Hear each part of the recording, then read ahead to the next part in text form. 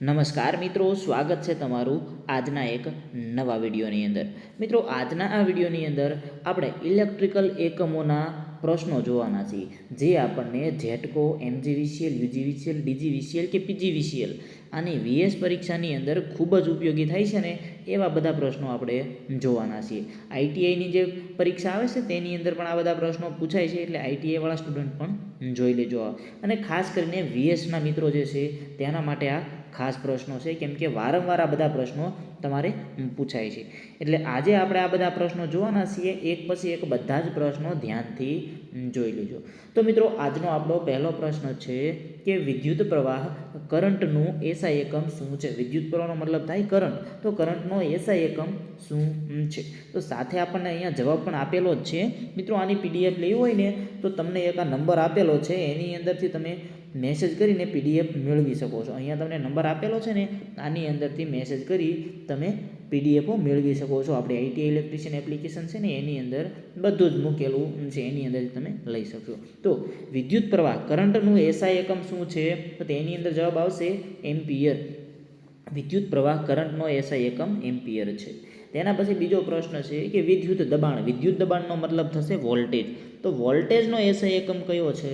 તો વોલ્ટેજનો એસઆઈ એકમ છે વોલ્ટ. વોલ્ટેજનો એસઆઈ એકમ વોલ્ટ છે. ત્યારબાદ મિત્રો, વિદ્યુત પ્રતિરોધ એટલે કે રેઝિસ્ટન્સ. રેઝિસ્ટન્સનો એસઆઈ એકમ કયો છે? તો તેની અંદર જવાબ આવશે ઓહમ. ઓહમ છે તે રેઝિસ્ટન્સનો એકમ છે. ત્યારબાદ મિત્રો, આગળનો પ્રશ્ન જોઈએ. વિદ્યુત શક્તિ મતલબ કે પાવર. પાવરનો એકમ કયો છે? પાવરનો એસઆઈ એકમ, તો તેની અંદર જવાબ આવશે વોટ. વિદ્યુત શક્તિ પાવરનો એકમ વોટ છે. આ બધા બેઝિક છે, પણ આપણને આવડવા જોઈએ મિત્રો. એકમોના પ્રશ્ન પરીક્ષાની અંદર સૌથી વધારે પૂછાય છે.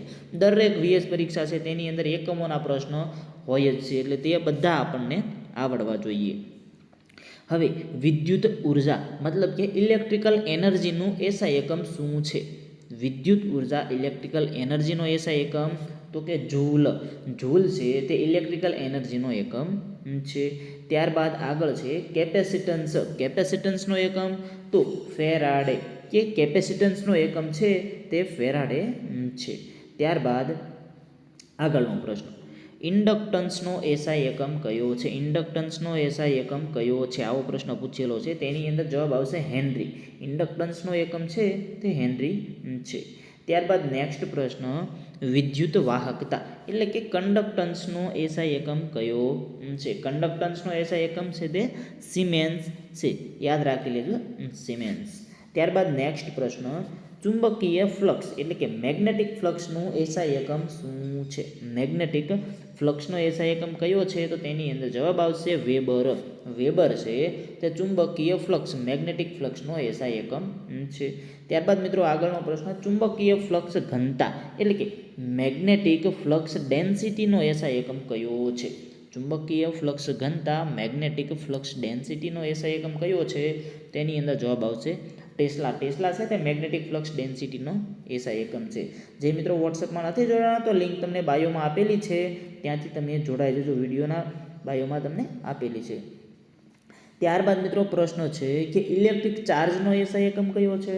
ઇલેક્ટ્રિક ચાર્જનો એસઆઈ એકમ કયો છે? તો તેની અંદર જવાબ આવશે કુલંબ. કુલંબ છે તે ઇલેક્ટ્રિક ચાર્જનો એકમ છે. ત્યારબાદ આવર્તન મતલબ કે ફ્રીક્વન્સીનું એસઆઈ એકમ શું છે? ફ્રીક્વન્સીનો એસઆઈ એકમ શું છે? તો તેની અંદર મિત્રો સાચો જવાબ આવશે હર્ટ્ઝ. હર્ટ્ઝ છે તે ફ્રીક્વન્સીનો એકમ છે.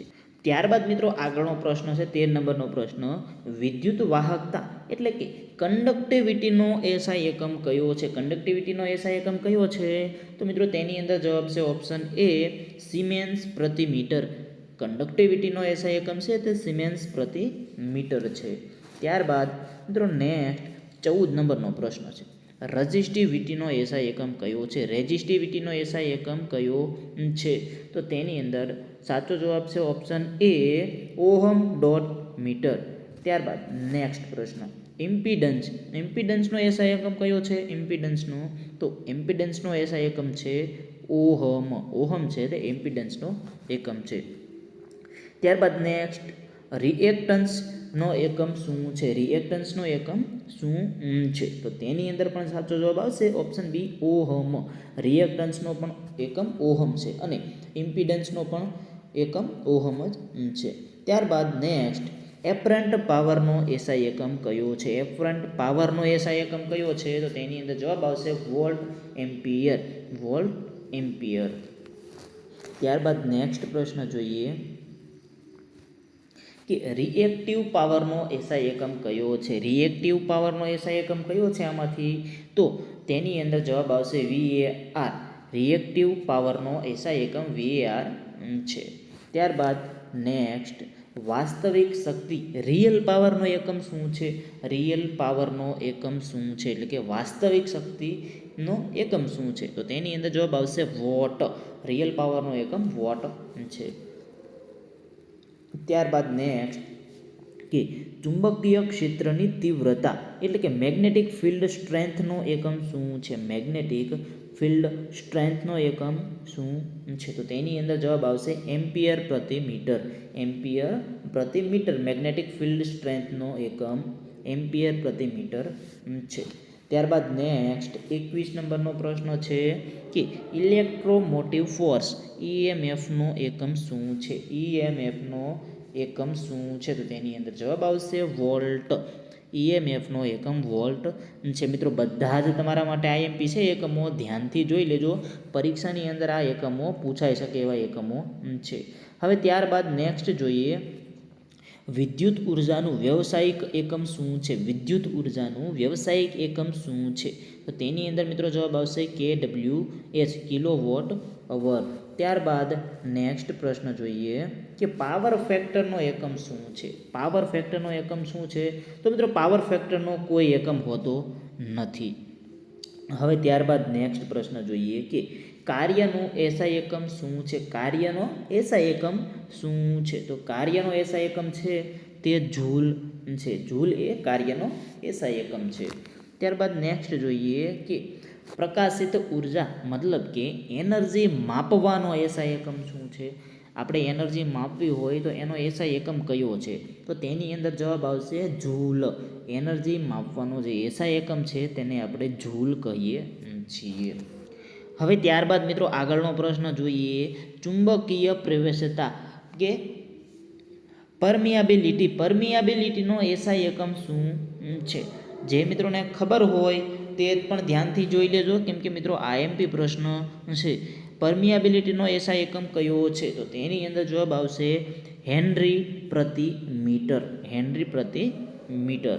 ત્યારબાદ નેક્સ્ટ પ્રશ્ન જોઈએ કે પરમિટિવિટી. પરમિટિવિટીનો એસઆઈ એકમ કયો છે? પરમિટિવિટીનો એસઆઈ એકમ કયો છે? આવો પ્રશ્ન આપણને પૂછેલો છે.